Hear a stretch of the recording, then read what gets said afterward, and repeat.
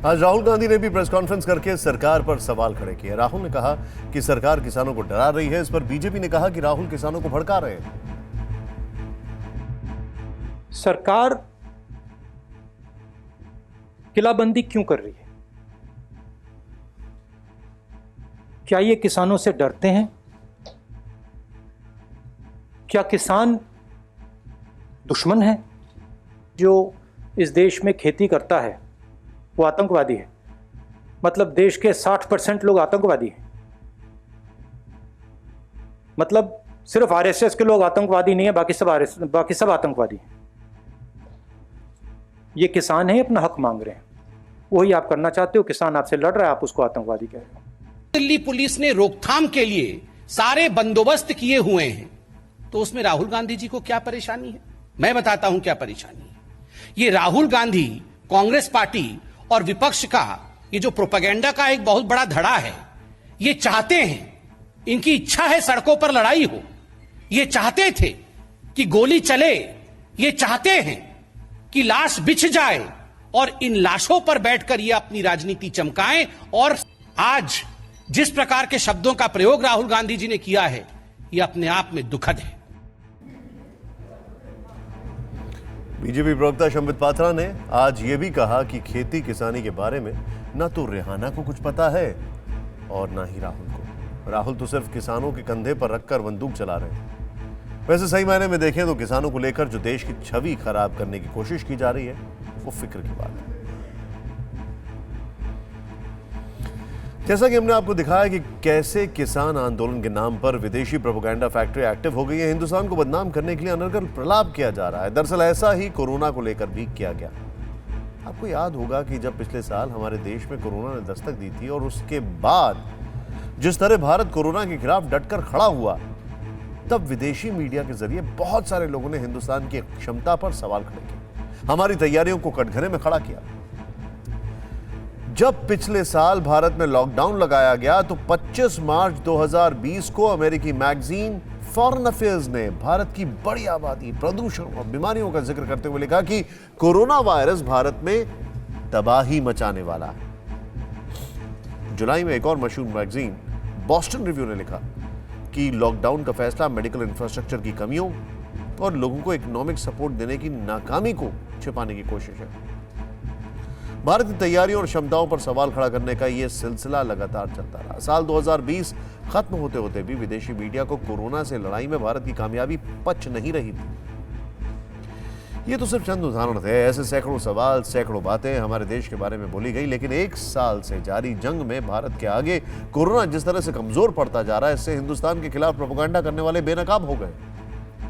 अब तक भारत में कोरोना के 1,07,78,000 से ज्यादा लोग संक्रमित हो चुके हैं, लेकिन इनमें से 1,04,61,000 से ज्यादा लोग रिकवर हो चुके हैं। मतलब इलाज के बाद 97% से ज्यादा संक्रमित लोग ठीक हो चुके हैं।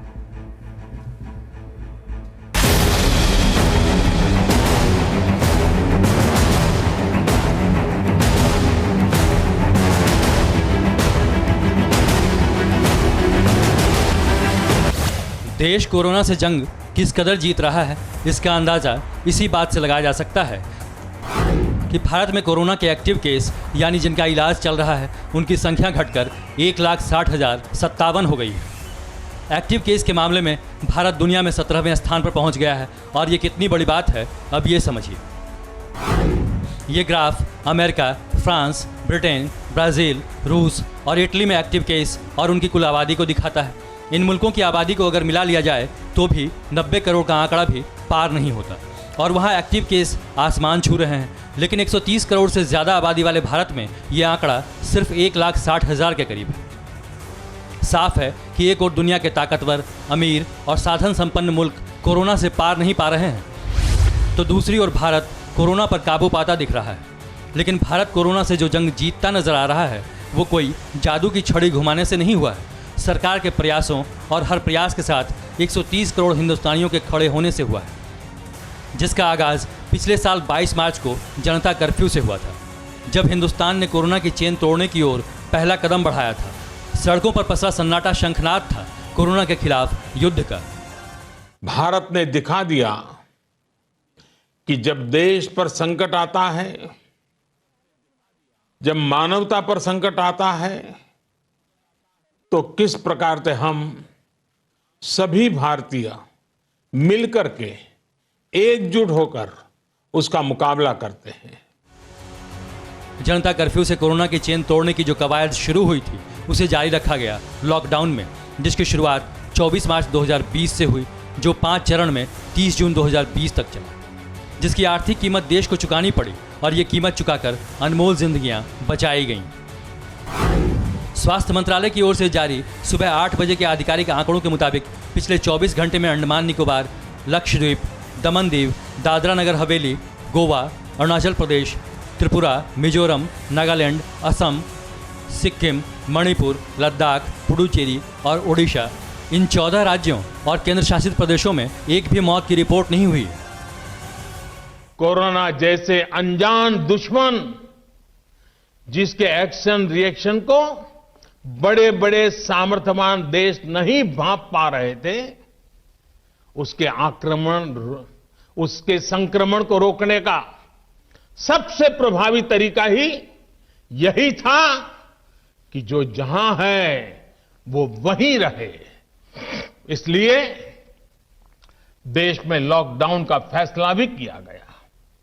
यह निर्णय आसान नहीं था, लेकिन देश ने जान है तो जहान है के मंत्र पर चलते हुए प्रत्येक भारतीय का जीवन बचाने को सर्वोच्च प्राथमिकता दी।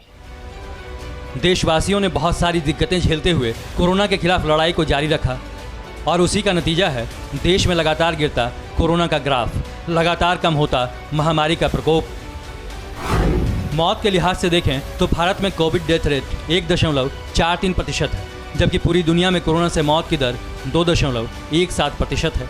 रिकवरी रेट की बात करें तो दुनिया में इस वक्त यह आंकड़ा 73% है, जबकि भारत में सबसे ज़्यादा 97% है। ये आंकड़े बताते हैं कि हिंदुस्तान किस तरह मजबूती से कोरोना के खिलाफ लड़ रहा है। भारत ने इस महामारी से जिस प्रकार से मुकाबला किया, उसका लोहा आज पूरी दुनिया मान रही है। जिस तरह देशवासियों ने संयम दिखाया है, सावधानियां बरती हैं और बरत रहे हैं, वो वाकई सराहनीय है। और अगर जल्द से जल्द कोरोना को खत्म करना है तो तमाम एहतियात आगे भी बरतनी होगी, क्योंकि वैक्सीन आने का ये मतलब नहीं कि मास्क, सैनिटाइजर और सोशल डिस्टेंसिंग जैसे हथियारों का इस्तेमाल बंद कर दिया जाए। कोरोना को खत्म करना है तो दवाइयों के साथ साथ कड़ाई भी जारी रखनी होगी, क्योंकि कड़ाई का ही नतीजा है जिसने हिंदुस्तान के एक हिस्से में कोरोना को उखाड़ फेंका है। भारत में कोरोना के अंत की शुरुआत हुई है अंडमान और निकोबार से, जो आधिकारिक रूप से कोविड मुक्त हो गया है। फिलहाल यहां कोरोना का एक भी एक्टिव केस नहीं है। पिछले 8 दिनों से अंडमान और निकोबार में कोरोना का कोई नया मामला सामने नहीं आया। परवाह देश की, सोमवार से शुक्रवार रात 10 बजे TV9 भारतवर्ष पर।